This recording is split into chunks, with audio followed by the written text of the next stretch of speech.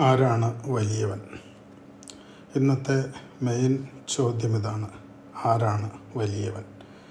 മർക്കോസിൻ്റെ സുവിശേഷം 9-ാം അധ്യായം 33 മുതൽ 41 വരെയുള്ള വാക്യങ്ങളാണ് ഇന്നത്തെ സുവിശേഷ വായനയിൽ നമുക്ക് ലഭിക്കുക. 9:35 കർത്താവിൻ്റെ ഭാഷയിൽ പറഞ്ഞാൽ, വലിയവനാകാൻ ആഗ്രഹിക്കുന്നവൻ എല്ലാവരുടെയും അവസാനത്തവനും ശുശ്രൂഷകനുമായിരിക്കണം. ഈ ലോകത്തിന് മനസ്സിലാക്കാനോ അംഗീകരിക്കാനോ സാധിക്കാത്ത, അല്ലെങ്കിൽ ആരും ആഗ്രഹിക്കാത്ത യാഥാർത്ഥ്യമാണ് ഇത്. പഠിക്കാതെ അധികാരിയാകാൻ, അധ്വാനിക്കാതെ സമ്പാദിക്കാൻ, കൈനനയാതെ മീൻ പിടിക്കാൻ, അതൊക്കെയാണ് നമ്മുടെ ലോകത്തിൻ്റെ സ്വഭാവം. ഒരു പഴയ സിനിമയിൽ സലിം കുമാർ പറയുന്ന ഒരു ഡയലോഗുണ്ട്: കേസുകളൊന്നും എടുക്കണ്ട, ഫീസ് എല്ലാവരുടെയും മേടിച്ചു.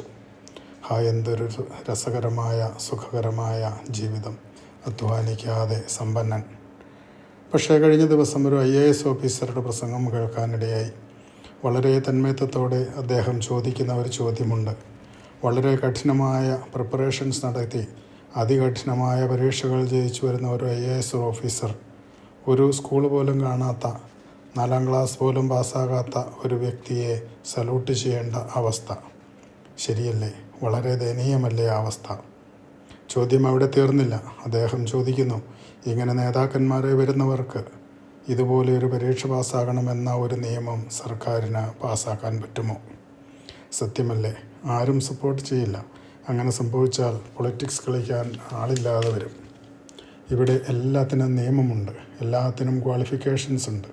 ആശാ വർക്കേഴ്സ് മുതൽ നിയമം പഠിക്കുന്ന വിദ്യാർത്ഥികൾക്കും പഠിപ്പിക്കുന്ന അധ്യാപകർക്കും, നിയമത്തിൻ്റെ തലപ്പത്തിരിക്കുന്ന ചീഫ് ജസ്റ്റിസിന് വരെയുള്ള എല്ലാവർക്കും.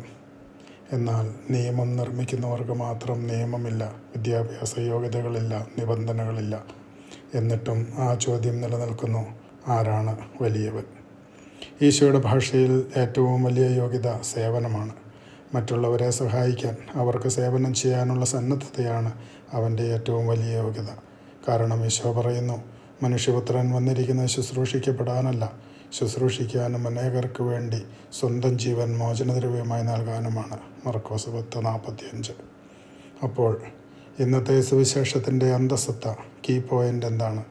യഥാർത്ഥ മഹത്വം അല്ലെങ്കിൽ വലുപ്പം, ഗ്രേറ്റ്നെസ് എളിമയിലൂടെയാണ്, വിനയത്തിലൂടെയാണ് നൽകപ്പെടുന്നത്. കാരണം തന്നെത്താൻ ഉയർത്തുന്നവനല്ല, മറ്റുള്ളവർ ഉയർത്തുന്നവൻ, ദൈവം ഉയർത്തുന്നവനാണ് വലിയവൻ. നേതാവ്, നായകത്വം എന്നൊക്കെ പറയുന്നത് സ്വാർത്ഥതയില്ലാത്ത സ്നേഹത്തിൽ അധിഷ്ഠിതമായ സേവനത്തിലൂടെയാണ്. കാരണം തൻ്റെ ശിഷ്യന്മാർ തന്നെ കർത്താവെ, ഗുരു എന്നൊക്കെ വിളിക്കുമ്പോഴും അവരുടെ കാൽ കഴുകിയാണ് ഈശോ അവർക്ക് മാതൃക നൽകിയത്. നമ്മൾ വളരെ മനോഹരമായ ഒരു പാട്ട് പാടാറില്ലേ? ഇത്ര ചെറുതാകാൻ എത്ര വളരണം, ഇത്ര സ്നേഹിക്കാൻ എന്ത് വേണം? അതാണ്, ഹൃദയത്തിൽ സ്നേഹത്തിൽ വലിയവൻ ആയവന് മാത്രമേ ഇത്ര ചെറുതാകാൻ കഴിയൂ.